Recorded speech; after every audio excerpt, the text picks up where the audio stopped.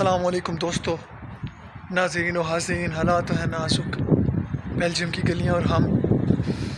मौसम आज ख़ूबसूरत मौसम, धूप निकली हुई है आज, क्या ही बात है। अच्छा, ये है ना दमपूर्त का एरिया। दमपूर्त की मज़े की बात ये है ना कि यहाँ पे बड़े अच्छे अच्छे आपको मुस्लिम रेस्टोरेंट यानी हलाल रेस्टोरेंट मिल जाते हैं। और उसके अलावा अगर आपको कहीं ट्रैवल भी करना है ना, तो यहाँ से आपको ट्रेन भी मिल जाती है। एंड की मज़े की बात ये है कि यहाँ पे सिर्फ दो ही ट्रेन स्टेशन है, एक यहाँ दमपूर्त का और दूसरा जो है वो सेंट पीटर्स है। लेकिन आप अगर ब्रसल्स देखें तो वहाँ पे पूरे शहर में आपको ट्रेन जो है ना, ट्रेन के ऊपर आप ट्रैवल कर सकते हैं। लेकिन यहाँ पे आपको इतना वो चीज़ नहीं मिलती है ट्रेन पे ट्रैवल करने का। विद इन सिटी की बात कर रहा हूँ। तो गेंट का ये है कि मतलब छोटा शहर है, तो इसलिए कहाँ ट्रेनें इतनी घुमाएंगे। साइकिल भी बंदा पूरा दिन घूम जाता है, ट्रेन कहाँ चलाएँगे वो। खैर, आज हम बात करने को कुछ है नहीं, वैसे ही मैंने कहा वीडियो बना के आपको दिखाएं। माहौल चेक कर सकते हैं आप, इशारे इधर लगे होते हैं हर जगह पे। तो अक्सर सवाल आ रहे होते हैं आजकल के भाई साहब, बात कुछ इस तरह के हमारे आ गए एडमिशन बेल्जियम से। तो जब एडमिशन आ गए तो उसके बाद हम क्या करें। देखें, एक मतलब रश से बाहर निकले यहाँ। तो सवाल क्या आ रहे होते हैं, बच्चे पूछ रहे होते हैं कि भाई एडमिशन तो हमारा आ चुका है ऑलरेडी। तो वैसे तो अक्सर लोगों ने अप्लाई कर लिया हो, लेकिन अगर कुछ बच्चे एप्लीकेशन प्रोसीजर पे लगे हुए हैं या जो भी लगना चाह रहे हैं, तो बताना चाहूँगा कि अभी भी एडमिशन जो है ना वो ओपन है। एडमिशन जो है वो अभी भी ओपन है, तो आप मतलब एप्लीकेशन डाल सकते हैं। बैचलर्स की यूनिवर्सिटीज़ में भी बैचलर्स की एडमिशन भी ओपन है, मास्टर के भी कुछ यूनिवर्सिटीज़ में एडमिशन ओपन है। तो आप एप्लीकेशन प्रोसीजर अपना जारी ऑन कर सकते हैं। हाँ जी, तो अब उन लोगों की बात करेंगे, उन स्टूडेंट्स की बात करेंगे जिनको ऑलरेडी एडमिशन आ चुका है कि उनको क्या करना चाहिए अपनी अभी जो टाइम उनके पास बाकी है। तो देखें, जिनका एडमिशन आ चुका है उनका कंग्रेचुलेशंस, और जो वेट कर रहे हैं उनको मैं कहूँगा थोड़ा सा और इंतज़ार करें। तो अब आपको क्या करना है कि आपको सबसे पहले जो है ना वो हाउसिंग के लिए अपनी एप्लीकेशन डाल देनी है। ज़्यादातर तो इधर यूनिवर्सिटीज़ हैं जो यूनिवर्सिटी डॉर्म जो है ना वो प्रोवाइड करती हैं बच्चों को। एक मेरे ख़्याल में आंतोप यूनिवर्सिटी है, उनका इंटरनेशनल स्टूडेंट्स को वो नहीं देते हैं। बाकी यूनिवर्सिटीज़ सब जो है ना वो उनके पास ये ऑप्शन होता है कि अपने यूनिवर्सिटीज़ के डॉर्म्स हैं, तो उसमें उन्होंने रखा होता है अपनी डॉर्म्स रखे होते हैं इंटरनेशनल स्टूडेंट्स के लिए। अब वो कंपैरेटिवली बहुत ज़्यादा ना अच्छी चीज़ होती है। साइकिलें बड़ी चलती हैं, तो यहाँ पे अच्छी चीज़ इसलिए होती है क्योंकि आपको सस्ते में कमरा मिल जाता है और ज़्यादा हर्डल भी नहीं करनी पड़ती।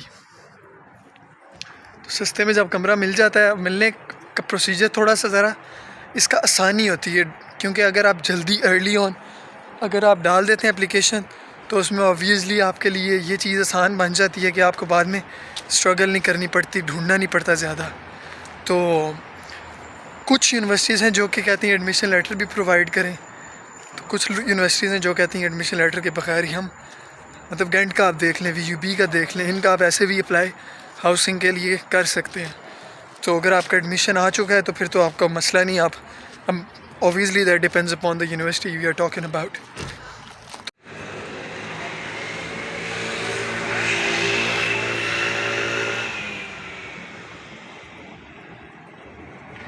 एप्लीकेशन इसलिए मैं कह रहा हूँ ना आपको कि उसमें आपके लिए फिर आसानी हो जाती है आगे। तो उसका डालने का प्रोसीजर क्या है, आप सिंपली जो आपका यूनिवर्सिटी की अगर बात करें तो उसी पोर्टल के ऊपर जहाँ से आपने एडमिशन अप्लाई किया वहाँ पे ही हाउसिंग का ऑप्शन भी दिया होता है। Otherwise you can search, you can just write accommodation और student housing for dash dash dash university.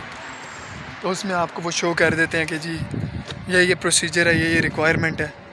क्योंकि जितनी जल्दी आप एप्लीकेशन डालते हैं उतनी जल्दी आपको वो मिल जाती है। It depends upon how many students they got and also first come first serve basis. तो एप्लीकेशन आप डाल देते हैं तो आपको फिर वो आगे वेट करना पड़ता है, कोई महीने 2 लगाने पड़ते हैं इंतज़ार में। तो जहाँ तक प्राइसिंग की बात करें तो हर यूनिवर्सिटी की अपनी अपनी प्राइसेस होती हैं। किसी की 400 होती है, किसी की 500 होती है, तो वो डिपेंड करता है कौन सी कैटेगरी में आप जा रहे हैं। तो वो चीज़ अब आप पे डिपेंड है और यूनिवर्सिटी पे डिपेंड है आप कितना कर रहे हैं। उसके अलावा दूसरी चीज़ आ जाती है कि ये काम तो आपने कर लिया, उसके अलावा आपको क्या करना चाहिए। तो मैं कुछ बच्चों को हाईली रिकमेंड करूँगा कि आप कुछ यूट्यूब लेसन्स वगैरह ले सकते हैं। You can take some, you can have some books with you, जिससे आप थोड़ा रेगुलर स्टडी कर सकते हैं अपने बारे में, बेल्जियम की लैंग्वेज के बारे में, नीदरलैंड्स जिसको कहते हैं, इंग्लिश में तो डच कहते हैं उसको। तो वो आपको बड़ा ना एक हेल्प करेगी 3-4 महीने आपका लैंग्वेज सीखने में। हेलो, और जहाँ अगर आप यहाँ पर आ जाते हैं तो ये बड़ी इंपॉर्टेंट चीज़ लगती है जब आपके पास टाइम हो। तो अगर आपके पास टाइम नहीं होता और जब आप इधर आ जाते हैं तो फिर obviously then you don't have enough time to study and also you work and then you learn language. बड़ा मुश्किल होता है। तो थोड़ी बहुत अगर आपको लैंग्वेज 4-5 महीने अगर आप सीख लेते हैं ना, मतलब ये कहना बड़ा आसान लगता है लेकिन मुझे पता है इट्स अ हर्डल, थोड़ा मेहनत तो करनी पड़ती है ऑब्वियसली, लेकिन अगर आप ये मेहनत कर लेते हैं तो फिर मुझे लगता है आप जब इधर आते हैं तो बड़ी आसानी हो जाती है। मतलब इतना होता है कि आपको अगर कम्युनिकेशन, बेसिक कम्युनिकेशन अगर आप सीख लो 4-5 महीने अगर बंदा अच्छे तरीके से लगा ले तो बेसिक कम्युनिकेशन तो हो ही जाती है। मतलब यार माहौल चेक करो, यहाँ पर लोग आए होते हैं आपको बैठने के लिए और अपना ये इंजॉय करते हैं। तो जब आपकी बेसिक कम्युनिकेशन जब अच्छी हो जाती है तो फिर आपको आगे इस चीज़ में आसानी हो जाती है कि आप क्या नाम है कुछ जॉब या रेस्टोरेंट वगैरह की जॉब या फिर जो बेसिक जॉब्स वगैरह होती हैं वो ढूंढने के लिए बड़ी आसानी मिलती है।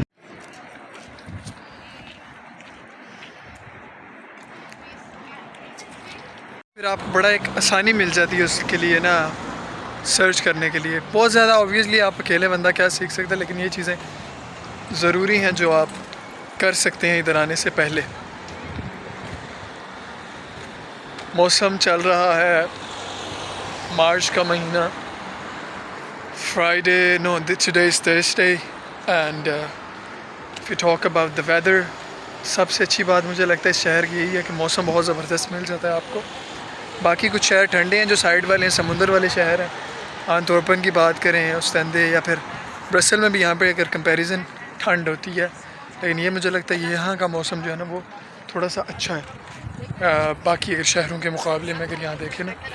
So whether is something that I am really craze for, क्योंकि लोग कहते हैं बड़ी ठंड होती है, ये होता है वो, मुझे नहीं लगता कितनी ठंड है यहाँ पे। अगर आपने पाकिस्तान की रात की सर्दी झेली हुई है तो यहाँ पे मुझे लगता है आपके लिए कोई इतनी ख़ास प्रॉब्लम होने नहीं वाली है।